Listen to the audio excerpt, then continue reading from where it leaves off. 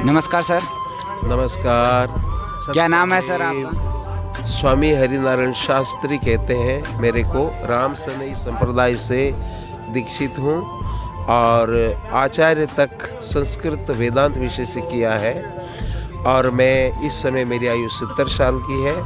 नागौर आश्रम भी है और स्कूल भी अपनी चल रही है। लेकिन मैं सत्य का खोजी हूँ और सत्य को ढूंढ रहा हूँ।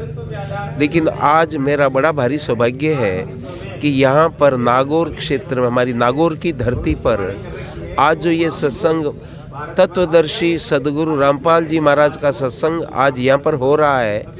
मैं ये सोच रहा था कि महाराज श्री के द्वारा नाम दीक्षा ग्रहण करूं, लेकिन आज मेरे को सौभाग्य मिला, महाराज जी के द्वारा दिया गया नाम दीक्षा मुझे प्राप्त हुई। और मैं परम संतुष्ट इसलिए हुआ कि कई भक्तों के दुख कटते हैं, ये तो सुनते ही हैं, क्योंकि मैं यूट्यूब पर और महाराज श्री की किताबें और मैं पढ़ता आया हूँ।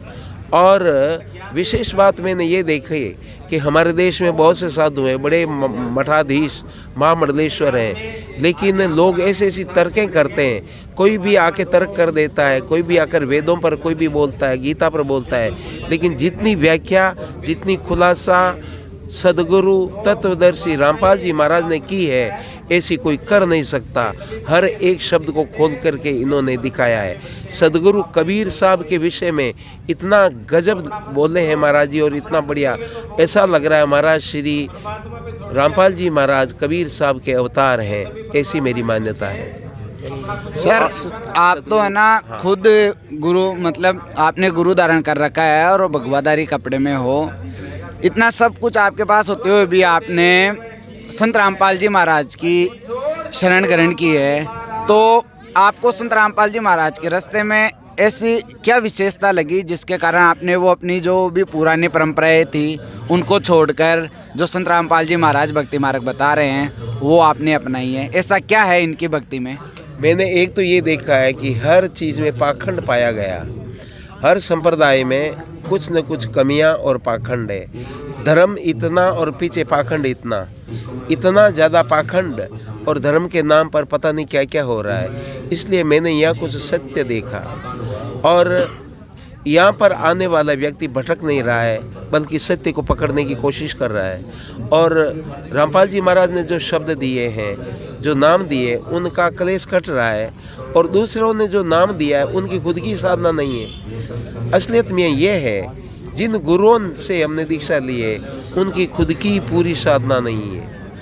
आप जो अभी तक भक्ति कर रहे थे, आप बोल रहे हो कि मैं खुद एक संस्कृत में शास्त्री रहा हूँ, तो इसका मतलब अभी तक आपने जो भी भक्ति की है वो हमारे शास्त्रों के अकॉर्डिंग, शास्त्रों के अनुसार नहीं है। ऐसा है कि जैसे राम राम राम राम करने के लिए कहा है, बहुत से संतों ने कहा, तो राम शब्द को हम मानते हैं, रमनते योगिनानंते सत्यानंदे चिदात्मनि इति राम पदे नासो परम ब्रह्म विधीयते। राम जो सब में रमण करता है, अजर अमर अविनाशी तत्व है, उसको हम राम कहते हैं। लेकिन राम जी को केवल लोग धनुषधारी मान करके मंदिर में बिठा करके पूजते हैं, और उन मंदिरों के आगे कुछ लोगों को जाने तक नहीं देते। इसलिए ये धर्म का अधूरापन और ये धर्म के अंदर विकृतियाँ हैं। तो ये विकृतियाँ रामपाल जी महाराज खंडन कर रहे हैं। इसलिए रामपाल जी हमें प्रिय हैं। रामपाल जी हमें इसलिए उनको सदगुरु मानते हैं। आज जगत गुरु शंकराचार्य तक हम लोग नहीं जा सकते, उनसे बात तक नहीं कर सकते, और करेंगे तो वो हम नज़दीक नहीं आने देंगे। लेकिन रामपाल जी सबको गले लगाते हैं और सबको गले लगा करके सत्य बात कह रहे हैं, सत्य उपदेश दे रहे हैं। इसलिए रामपाल जी का ज्ञान हमें बहुत अच्छा लग रहा है। उन्होंने इतनी अच्छी बातें कही है, कुरान शरीफ को ऐसा खोला है कि मुसलमान लज्जित हो रहे हैं। मुसलमानों के अधूरेपन का इसका भान हो रहा है कि वो लोग किस पाखंड में और किस अधूरे ज्ञान में फंस करके हत्याओं में फंसे हुए हैं। आज जो ये जो एक बीमारी चल रही है, कोरोना, ये बीमारी चल रही है, इसके पीछे है क्या? हत्या। जीवों को काटते, मारते, खाते, कच्चा खाते। इस कारण से वो उन देशों में ये बीमारी फैली है। हमारे देश के अंदर भी जो ये मांस मदिरा आदि का जो प्रचलन है, इस कारण से ये अधर्म में जा रहे हैं, ये सब नरक में जा रहे हैं। लेकिन हमारे संत कह रहे मान एक भी नहीं रहा, लेकिन रामपाल जी ऐसा बलपूर्वक कह रहे हैं कि इनके पास आया हुआ हर व्यक्ति इससे बच रहा है। इसलिए मैं उनको हृदय से गुरु मानता हूँ। क्यों कि आपने जो कहा लोग उनको अनुसरण कर रहे हैं, मान रहे हैं और आप सत्य की राह दिखा रहे हैं। आप इतने निडर हैं, आप किसी से डरते नहीं हैं। आज कोई मोमडन, चाहे मौलवी हो, चाहे कोई माँ मंडलेश्वर हो, चाहे जगत गुरु हो, सीधा उनसे संपर्क करके उनको प्रश्न पूछते हैं और आप उनका जवाब देते हैं। इसलिए रामपाल जी महाराज की हर बात हमें अच्छी लगती है। इसलिए रामपाल जी को हम इस युग के जगत गुरु मानते हैं और मानते हैं कबीर साहब के ये अवतार हैं। कबीर साहब को हमने देखा नहीं, कबीर साहब को केवल जुलाओं के पुत्र माना, लेकिन कबीर साहब वास्तव में पूर्ण ब्रह्म परमात्मा। क्यों कि ये हमने ये पता चला है रामपाल जी महाराज, तत्वदर्शी रामपाल जी महाराज के द्वारा। तो इनकी बहुत सी बातें मैं उनको हृदय से प्रणाम करता हूँ, हृदय में मैं धारण करता हूँ। ये श्वेत वस्त्रधारी व्यक्ति हमें मोक्ष और हमें तत्व ज्ञान प्राप्त करा सकते हैं। और दूसरे दीक्षा दे दिया, हाथ रख दिया, उनकी खुद की साधना अधूरी है, वो हमें क्या पूरा ज्ञान देंगे? हमने देखा है उन्होंने कुछ बातें बता दी तो वो हम उस मार्ग पर खुद ही नहीं चल रहे तो शिष्य कैसे चलेगा? लेकिन इनमें कोई विकृति नहीं देखी, इनमें कोई भोग वासना नहीं देखी, इनमें कोई लोभ और लालच नहीं देखा। इसलिए रामपाल जी को हम कोटि कोटि प्रणाम करते हैं और उनको नमन करते हैं। आज हमारा सौभाग्य है कि नागौर की धरती पर रामपाल जी का सत्संग हो रहा है, तो मैं समझता हूँ बहुत से भक्तों को लाभ होगा और लाभ लेना चाहिए। मैं ये निवेदन करता हूँ हर आदमी को रामपाल जी महाराज के वचन सुन करके और उनसे तत्व ज्ञान प्राप्त करना चाहिए। आपको संत रामपाल जी महाराज के ये तत्व ज्ञान की जानकारी कैसे मिली?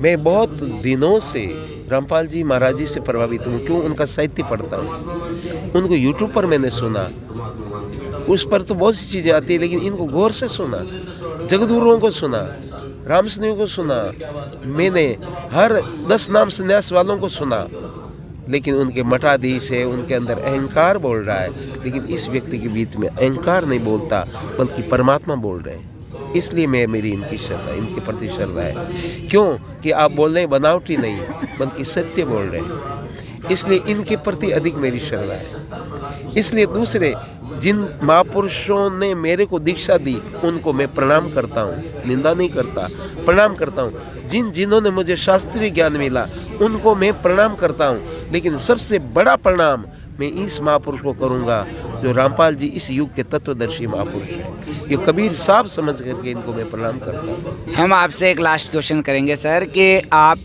खुद शास्त्री होकर और भगवा रूपी आपने धारण कर रखा है, फिर भी आपने सद्भक्ति को पहचान कर संत रामपाल जी महाराज को के ज्ञान को समझकर आपने सद्भक्ति ग्रहण की है, तो आप अपने ही ये जो बाकी के भाई बंदे जो गुरुपद पे बैठे हैं, ये मठाधीश वगैरह महंत पंत इन्होंने चला रखे, उनको आप क्या संदेश देना चाहोगे? मैं उनको ये निवेदन करूँगा कि वो भजन करें, अपने गुरु के दिए हुए मंत्र का जप करें, लेकिन पाखंड से दूर रहें और जो भोग विलासता में फंसे हुए कृपया इससे ऊपर उठें। ये तो 84 लाख योनियों में भटकते हमें हर योनि में मिला है, लेकिन ये जीवन मौज मस्ती के लिए नहीं, जीवन तुच्छ है, थोड़ा है, इसलिए भजन करें और इस जीवन में कीड़ी को भी सताए नहीं और प्राणी मात्र की सेवा करें, वृद्ध बीमार गरीब उनकी सेवा करें और तत्व को ग्रहण करें और उस तत्व को पाने के लिए तत्वदर्शी महापुरुषों की शरण किसी न किसी रूप में ग्रहण करके उनको मान्यता दे करके वो तत्व प्राप्त कर ले। इस टाइम इस धरती पर तत्वदर्शी संत कौन है? इस समय में अधिक समाज के उदारक तत्ववेता तत्व ज्ञान देने वाले संत रामपाल जी महाराज को मैं प्रणाम करता हूँ, वही मुझे लग रहे हैं। धन्यवाद सर। सत साहेब।